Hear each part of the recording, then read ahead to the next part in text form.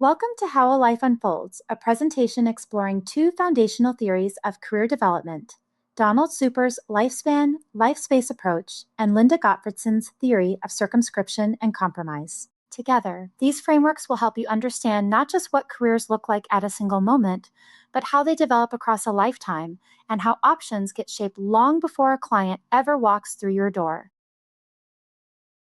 Let's begin with a distinction that will anchor everything in this presentation.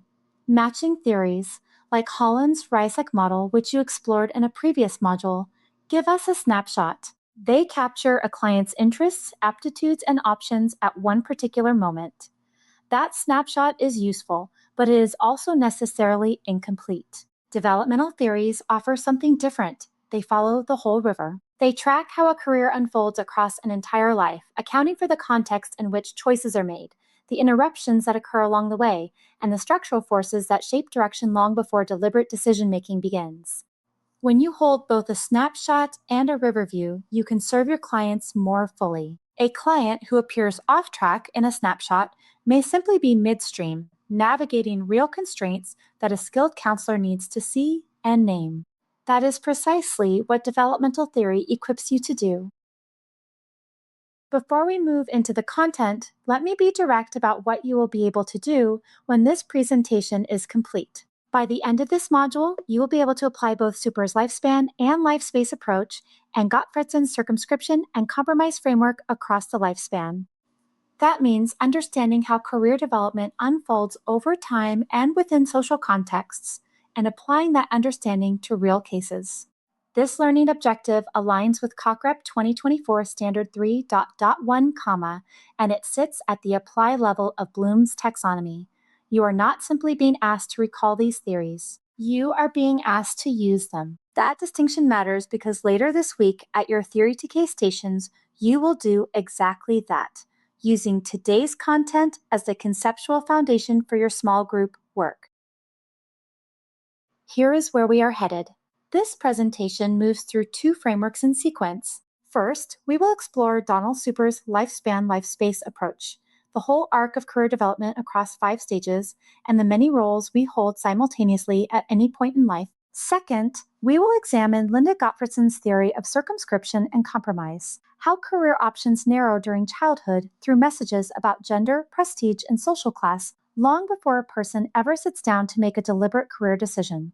These two theories are complementary. Super tells us how careers unfold over time. Gottfredson tells us what shapes the landscape of choices well before those choices are made. Together, they give you a richer, more complete framework for understanding the clients you will serve. Donald Super's central insight is captured in the quote you see here: "A career is the self-concept implemented in work across a lifetime." Pause with that for a moment. This single sentence reframes everything. Career is not a job title. It is not a resume or an income bracket. It is the ongoing expression of who a person understands themselves to be, enacted through work over the course of a life. Super argued that when people find work that fits their self-concept, they experience greater satisfaction. When work conflicts with how they see themselves, they tend to struggle. This is precisely why skilled career counselors listen for identity, not only aptitude. You are not trying to place a client in a job. You are helping them author a working life that is authentically their own, that is a fundamentally different task and a profoundly more meaningful one. Super described career development as unfolding across 5 stages over the lifespan.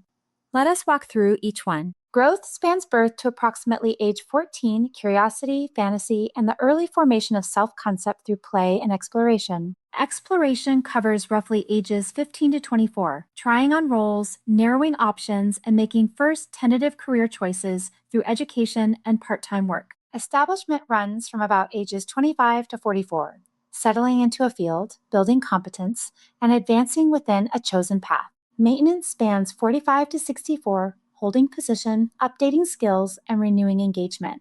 And disengagement, age 65 and beyond, involves slowing down, shifting priorities, and passing knowledge to others. The critical clinical insight is this: people recycle through these stages whenever they change direction. A 40-year-old returning to school is not falling behind. They are exploring, and Super's framework names that clearly so you can too. Super argued that a person is never only a worker. At any given moment, we occupy multiple simultaneous roles: child, student, worker, partner, homemaker, parent, citizen, leisureite, each carrying its own level of importance. These roles coexist, and their relative salience shifts over the course of a life. This has direct clinical implications.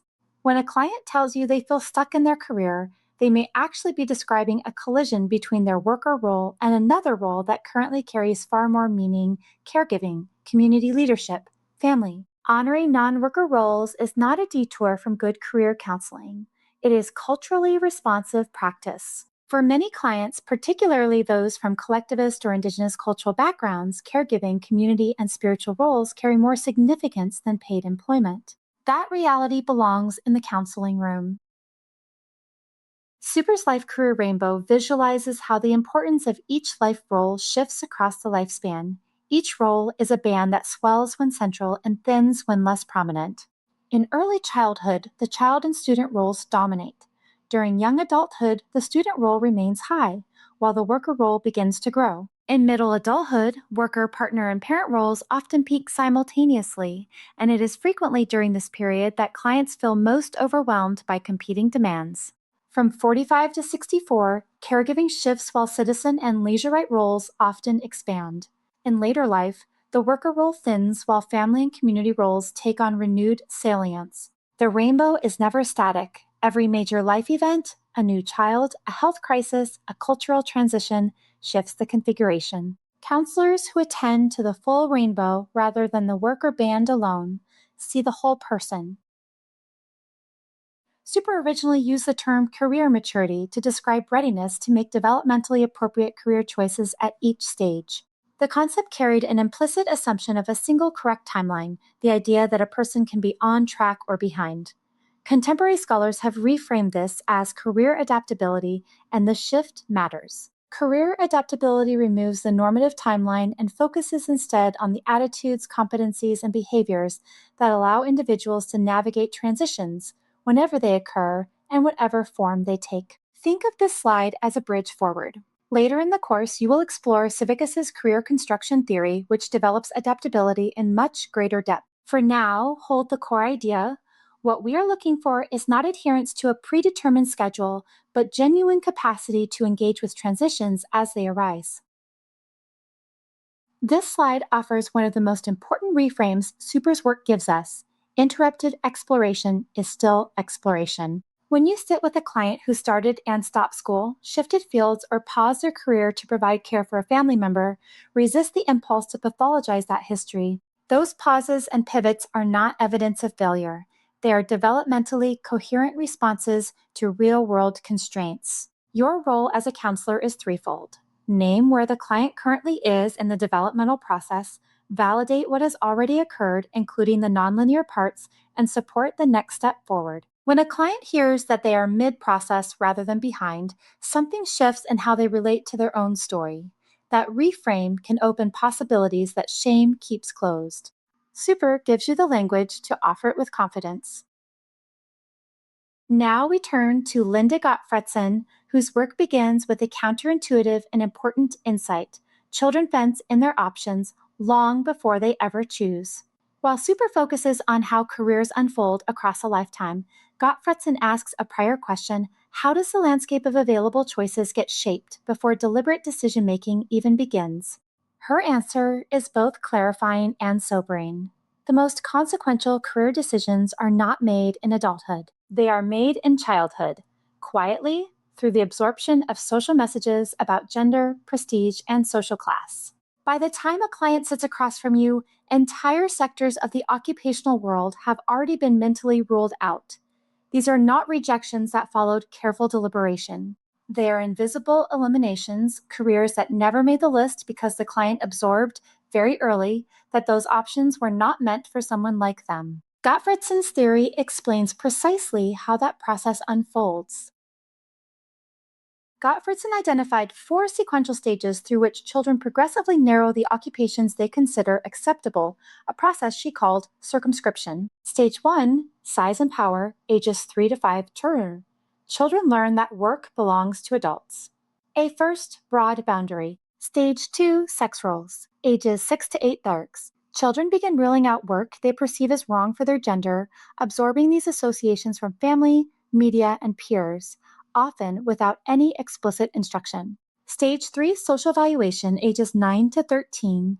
Children begin eliminating options by prestige and social class, avoiding work seen as too low status or too far beyond their perceived reach. Stage 4, internal self, begins around age 14.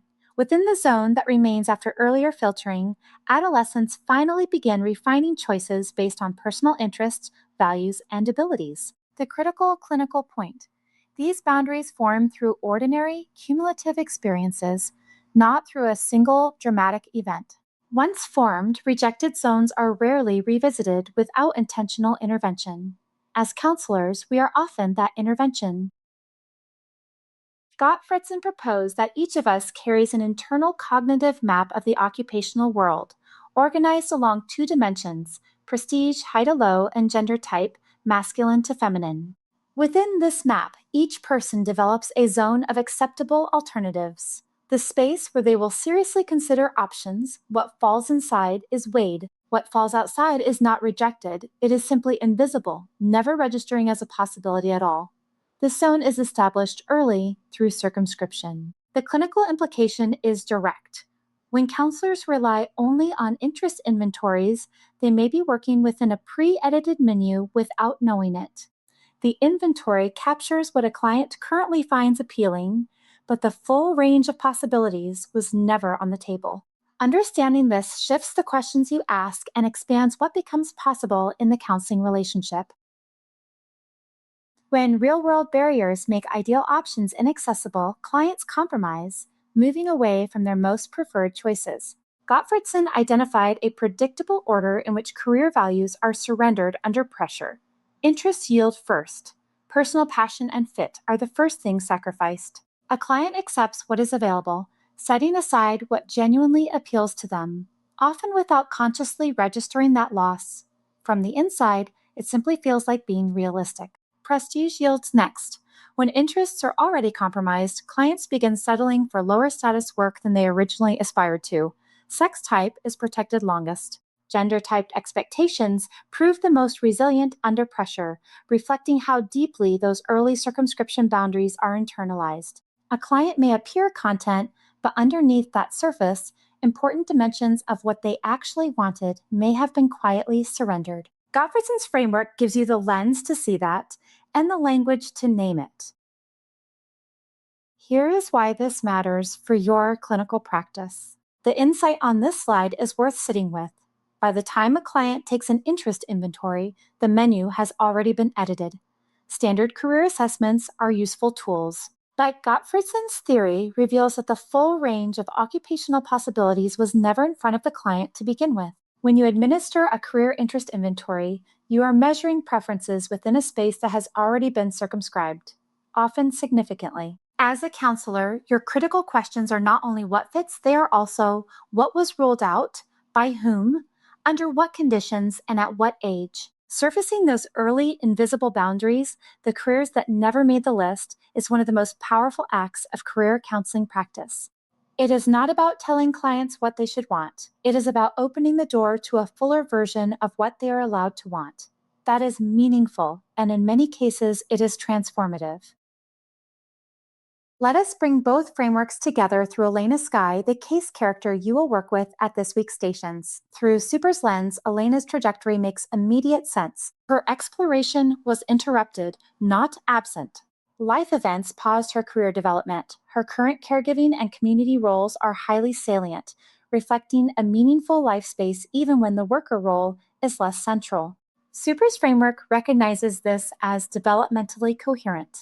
Through Gottfredson's lens, we see the structural forces at work: gender messages, limited professional role models, and a school environment that did not envision college for Native students all narrowed her cognitive map of acceptable alternatives well before she made any deliberate choice. Her own words say it best. If I had had a program like this when I was 15, I would not have lost 10 years figuring out I was allowed to want this. Hold that in mind as you approach her case, and as you think about the clients who will one day sit across from you.